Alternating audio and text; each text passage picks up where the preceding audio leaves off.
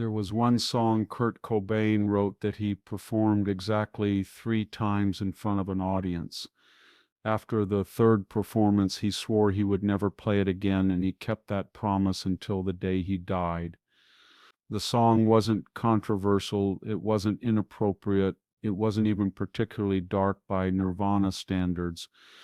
But every time Kurt played it live, something terrible happened, something that convinced him the song was cursed.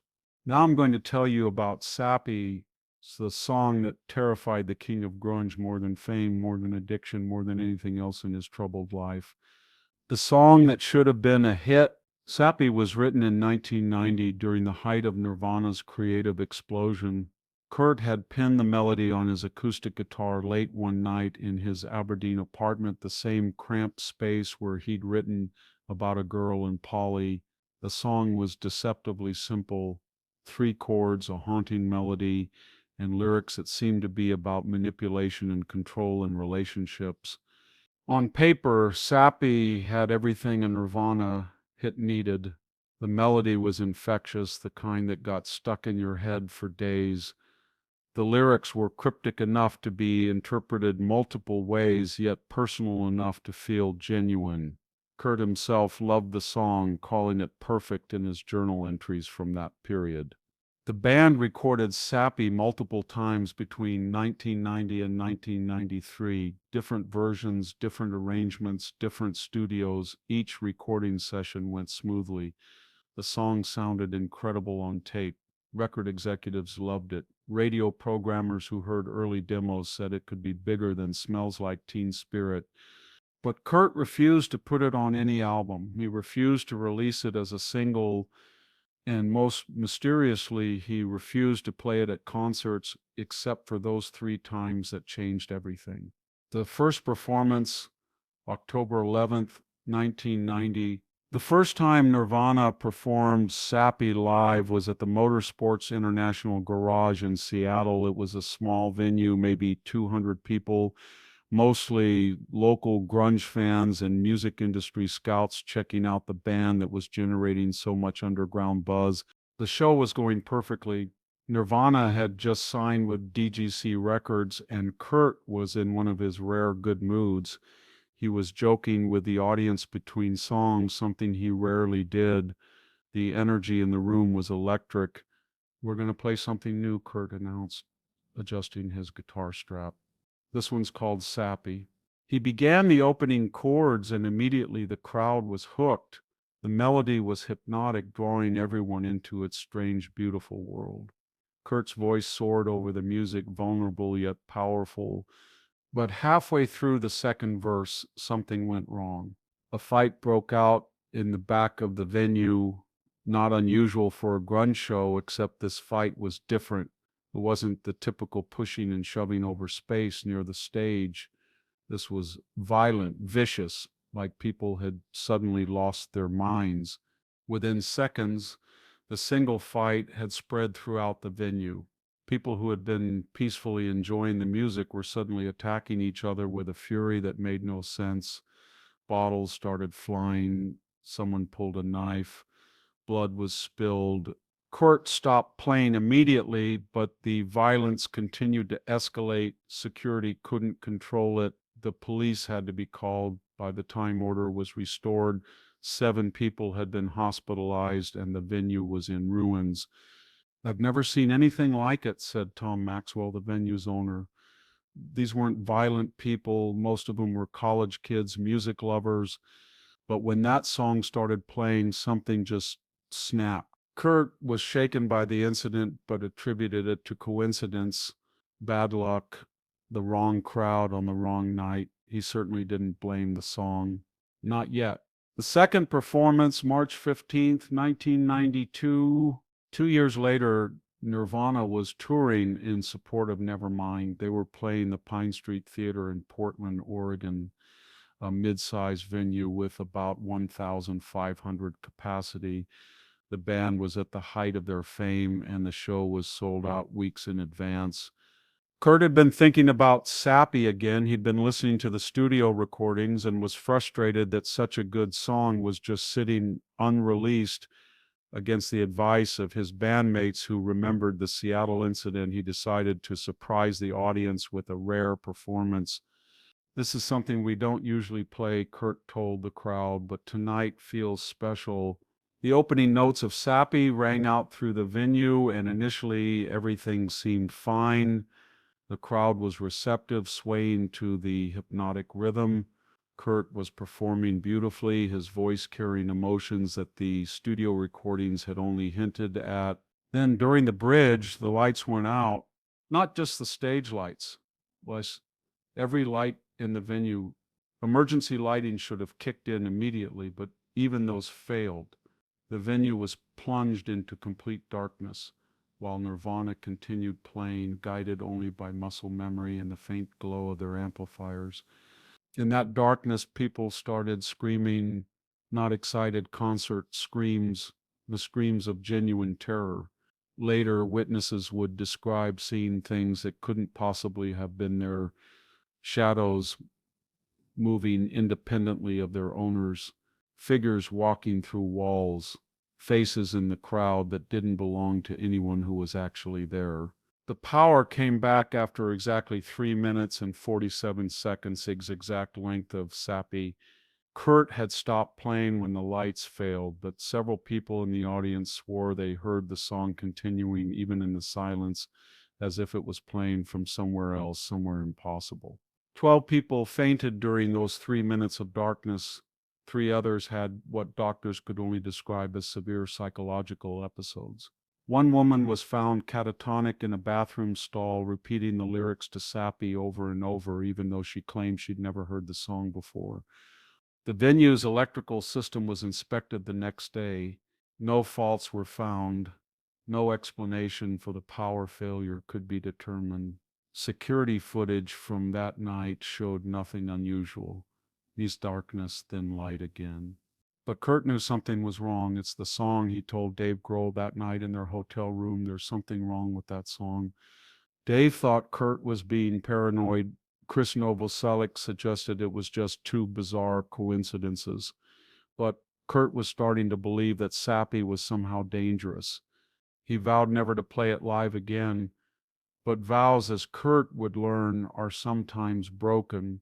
The third and final performance, January 7th, 1994. By early 1994, Kurt was struggling with addiction, depression, and the pressures of fame.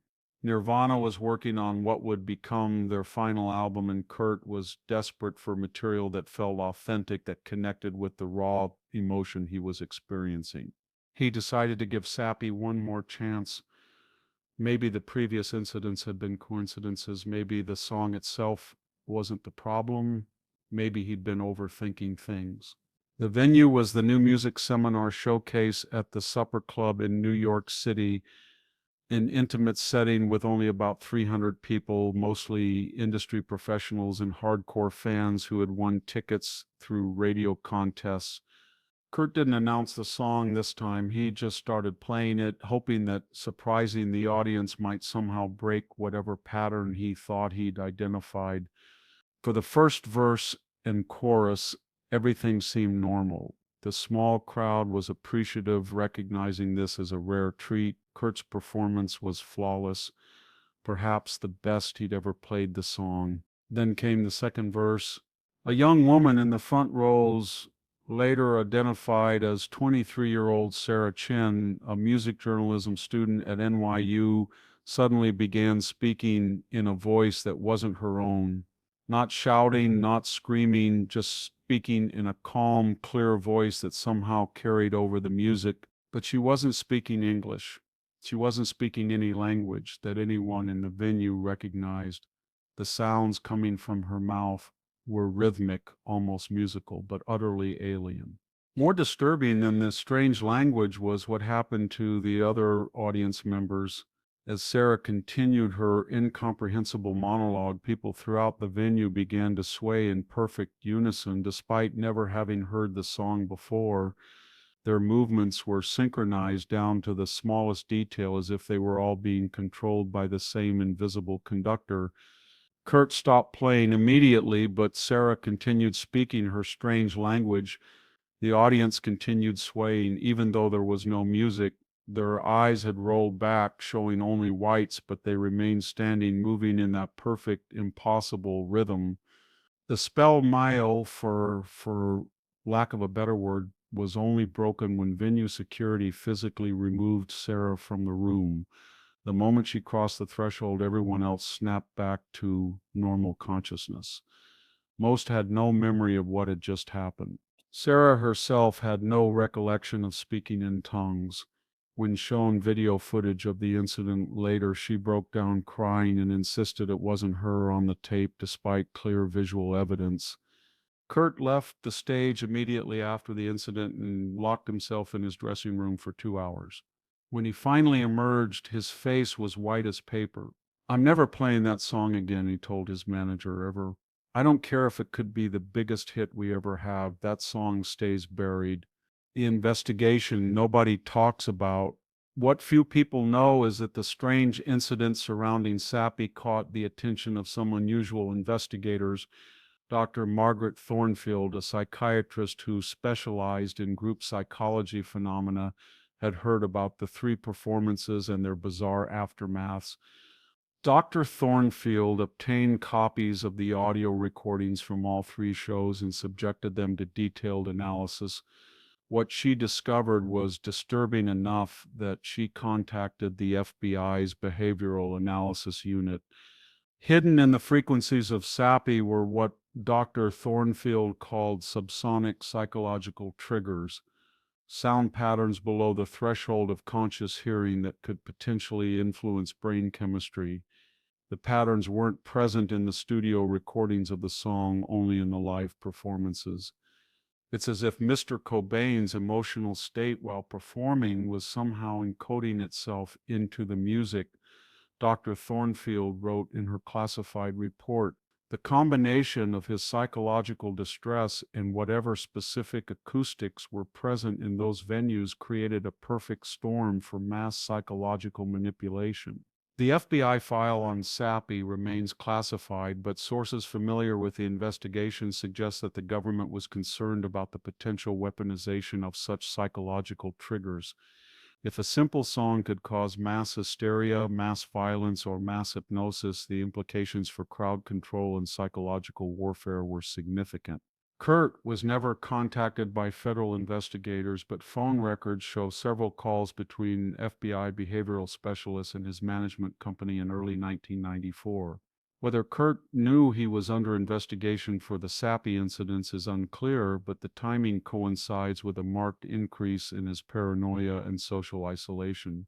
The song's hidden message. In 2019, audio engineers using modern digital analysis techniques made a discovery about Sappy that sent chills through the music community.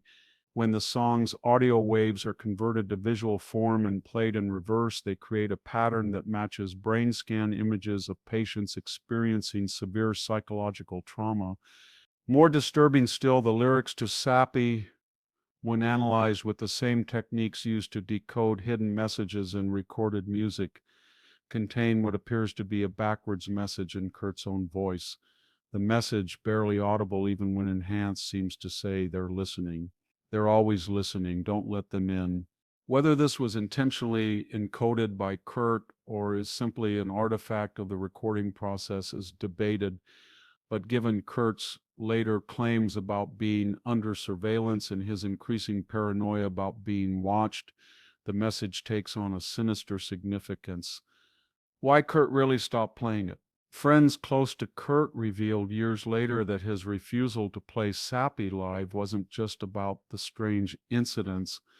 Kurt had become convinced that performing the song opened some kind of doorway, not in any supernatural sense, but in a psychological one. He believed that when he played Sappy with real emotion, when he really meant it, he was somehow transmitting his pain directly to the audience, recalled producer Butch Vig. He felt responsible for what happened to those people. He thought his own psychological suffering was literally infectious.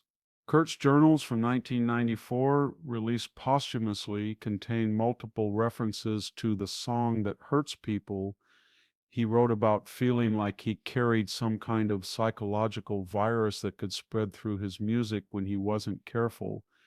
Maybe some songs should never be shared, he wrote just weeks before his death. Maybe some pain is too pure, too concentrated. Maybe when you put certain feelings into music, you create something dangerous. The unreleased versions after Kurt's death, several unreleased versions of Sappy were discovered among his personal recordings. These weren't the polished studio versions that the band had recorded officially. These were raw, intimate recordings made on Kurt's home equipment, just his voice and an acoustic guitar. Courtney Love listened to these recordings once, then immediately had them sealed in a safety deposit box. She's never explained publicly what she heard, but those close to her say she was visibly shaken for days afterward. Those tapes stay locked away, she told biographer Charles Cross. Some things Kurt made weren't meant for public consumption. That song, it was like he was pouring poison into a bottle. Beautiful poison, but poison nonetheless. The only person known to have heard all the unreleased Sappy recordings is Frances Bean Cobain, Kurt's daughter. In a 2018 interview, she was asked if she'd ever consider releasing her father's remaining archives. Most of it, yes, she said, but not everything. There are some things my dad created that were too personal, too painful. They were his way of processing trauma, not entertainment for the world. Most Sappy is one of those things. The cover versions that never happened. Over the years, multiple artists have expressed interest in covering Sappy, Pearl Jam, Soundgarden. Even newer artists like Foo Fighters have discussed recording their own versions, but every attempt has been abandoned. Eddie Vedder of Pearl Jam tried to record Sappy in 1995 as a tribute to Kurt. During the recording session, his voice gave out completely, something that had never happened to him before or since. When he tried again the next day, the studio's recording equipment malfunctioned in ways the engineers couldn't explain. It was like the song didn't want to be recorded, Vedder later said, like Kurt's spirit was protecting it somehow.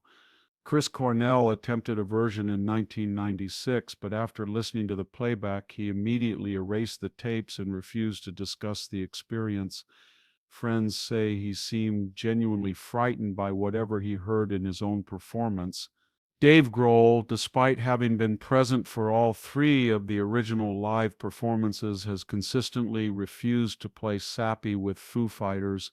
When pressed about it in interviews, he simply says some songs are meant to stay buried. The song today, Sappy exists in a strange limbo.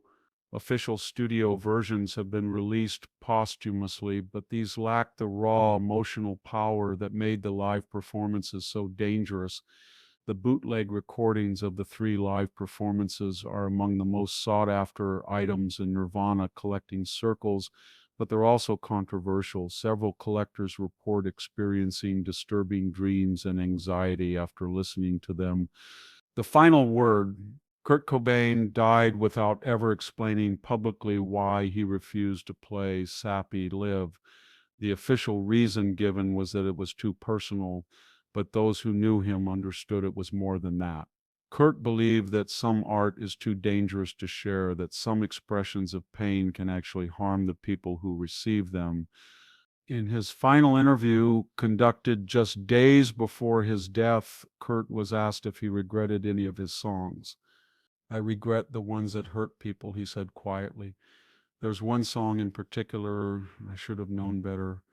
I should have kept it to myself. When pressed for details, Kurt simply said, some things are better left buried. Some songs should never see the light of day, no matter how beautiful they are. Sappy was Kurt Cobain's most beautiful song and his most terrifying creation. It represents the dangerous edge of artistic expression, the point where personal pain becomes so concentrated that it can actually harm others. Kurt's refusal to play it live wasn't cowardice or artistic pretension. It was recognition that some forms of human expression are simply too powerful to be unleashed safely. The song remains locked away in various vaults and private collections, a testament to the artist who cared more about protecting his audience than exploiting his art for maximum impact. In a world where artists often push boundaries for shock value, Kurt Cobain chose restraint and probably saved lives in the process. Sappy is proof that sometimes the most responsible thing an artist can do is refuse to share their creation. Some songs are meant to stay buried not because they're not good enough, but because they're too good, too real, too raw, too dangerous for public consumption. Kurt knew this instinctively, and his refusal to play Sappy live may be the most mature artistic decision he ever made.